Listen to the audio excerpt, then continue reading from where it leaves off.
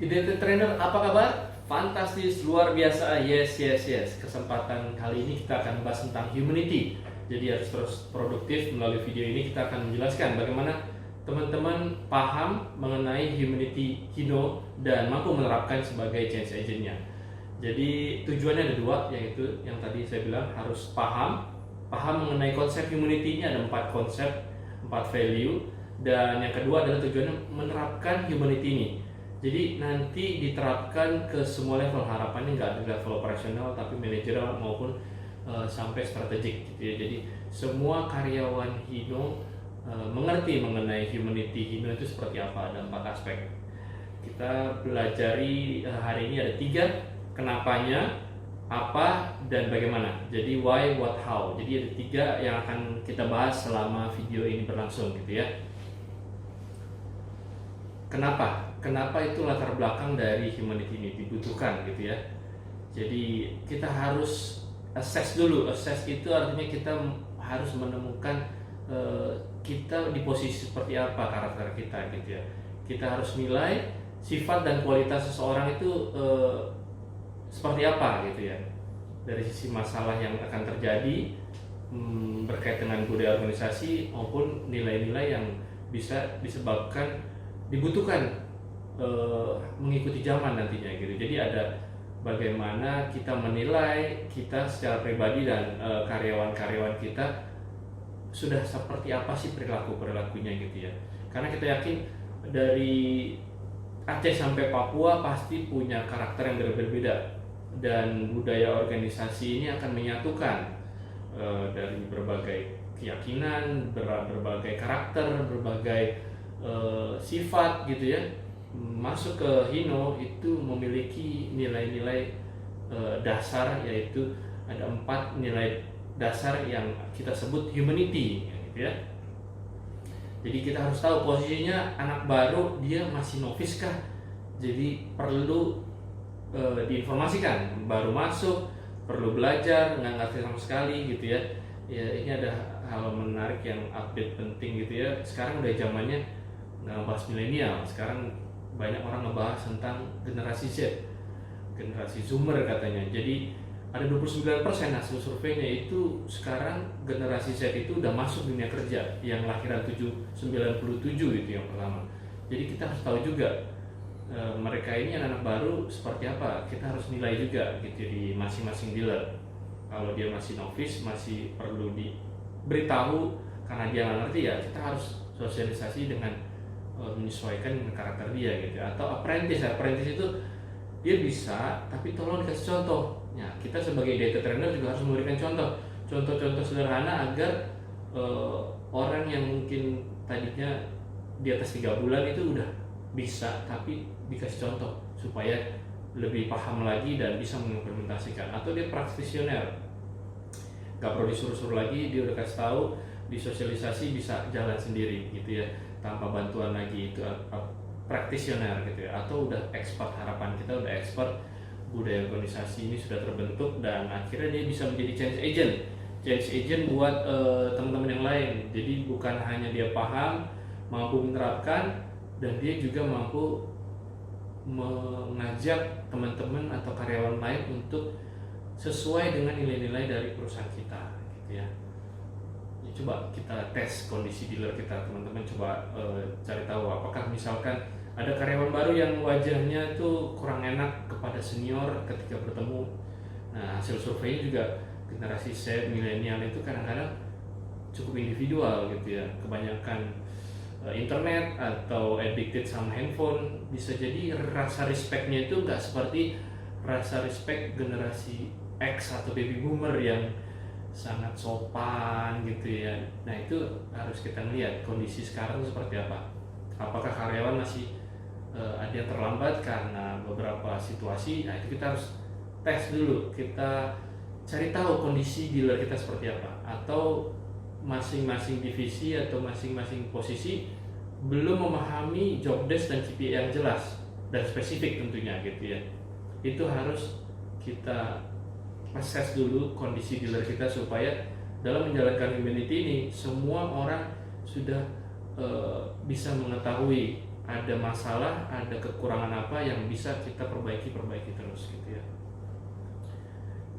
Dibandingkan juga kondisi dealer kita dan dibandingkan kondisi luar, apakah kondisi luar itu bisa dibilang ada gap, ada yang lebih bagus atau yang lebih jelek gitu ya. Kita harus bandingkan karena kita harus punya komparasi agar kita mengerti di merek lain atau dealer lain sudah melakukan hal-hal yang belum kita lakukan. Kita harus bisa mengejar dan bisa melampaui supaya harapan kita semua membuat dealer kita, perusahaan kita, Hino kita menjadi lebih baik tentunya gitu kan.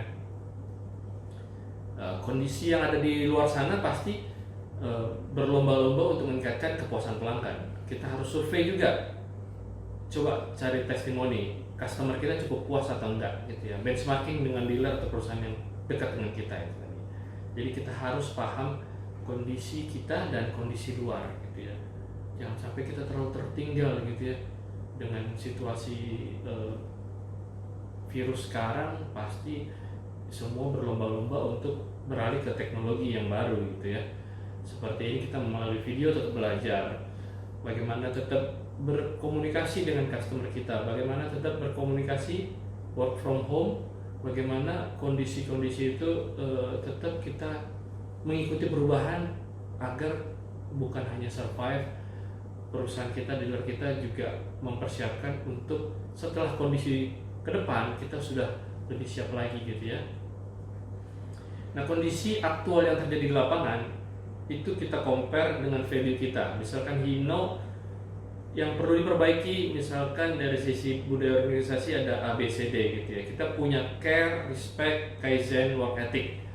Sedangkan kompetitor mungkin dia punya work ethic atau teamwork atau apa, dia punya value. Kita lihat gapnya di mana.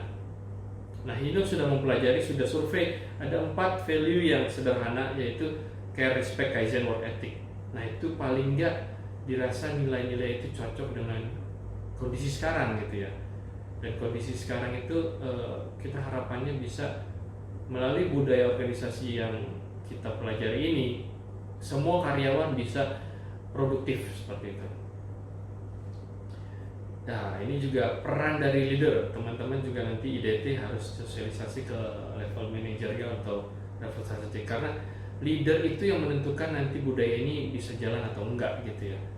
Semakin kita dari top down itu bisa mengerti, memahami dan mau menerapkan, pasti akan lebih mudah ketimbang kita dari bawah ke atas gitu ya. Dari bawah biasanya akan terkendala dengan yang level di atasnya lagi, di level berikutnya lagi. Jadi harapan dari kami HMSI, IDT Trainer mensosialisasi humanity ini dari atas ke bawah, karena tujuan dari leadership adalah bagaimana kita bisa menjalankan sepenuhnya gitu ya, melalui peran dan wewenang atasan yang baik gitu.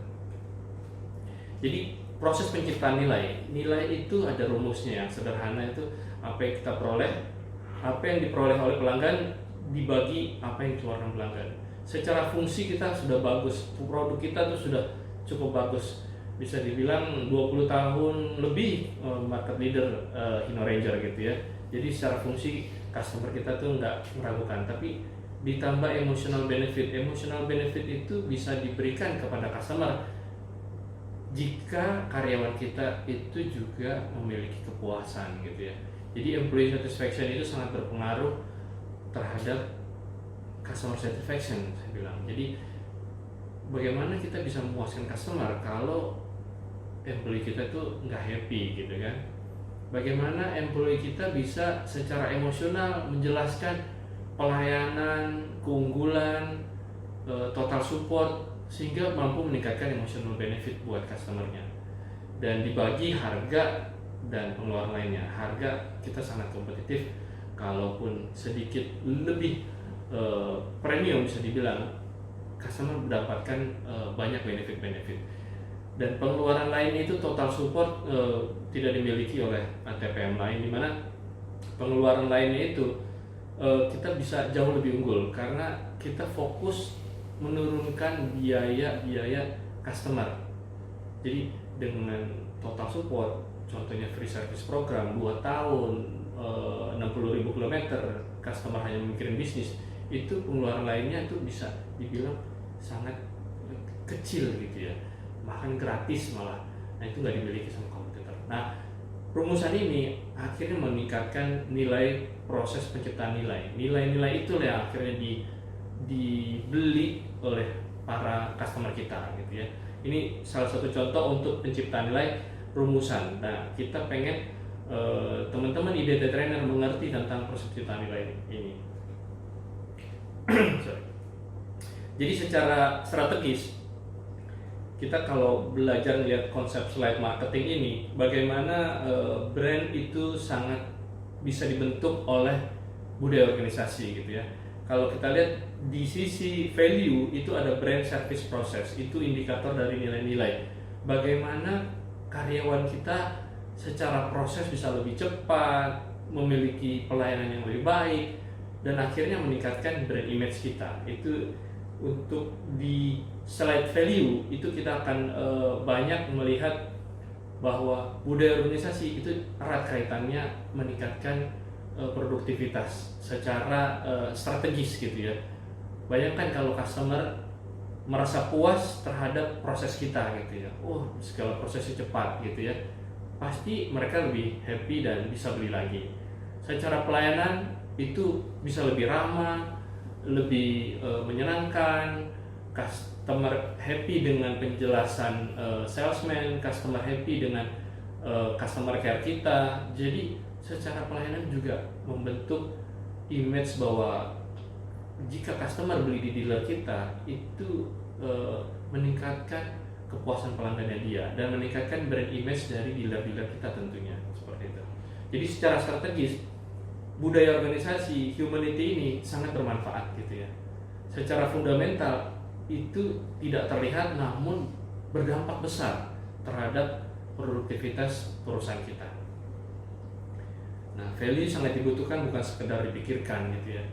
Jadi kita sudah rumuskan, kita sudah survei, dan ada 4 value yang sederhana ini harus kita implementasikan gitu ya. Karena ini dibutuhkan supaya customer merasakan benefit, emotional benefit yang memang akhirnya dia memilih kita sebagai partner bisnisnya.